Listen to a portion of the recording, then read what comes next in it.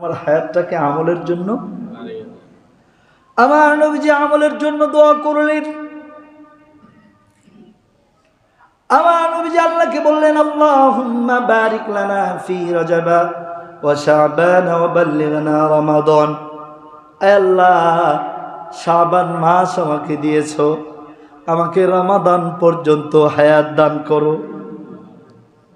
আমি যেন রমজানের রোজাগুলো রেখে তারপরে আপনার ডাকে সাড়া দিতে পারি। আমার ভাই, আমার বন্ধুগণ, বোঝার বিষয় হলো যে মানুষকে বলা হচ্ছে আপনি যেটা বললেন সেটাই করা হবে, তারপরে ওই মানুষটা আল্লাহর কাছে দোয়া করছেন বেঁচে থাকার জন্য। এই দোয়ার মানে কি আর একটু আলোচনা করলে আমাদের বুঝে আসবে। কারণ এই মাসের 27শে রজনীতে, 26শে দিবাগত রজনীতে আল্লাহর নবী প্যারা হাবিবে মুস্তাফা মুহাম্মদুর রাসূলুল্লাহ ইসরার করিয়েছেন আল্লাহর কাছে। আমার নবীজি বললেন, আল্লাহুম্মা বারিক লানা ফি রজব ওয়া শাবান ওয়া বাল্লিগনা রমাদান।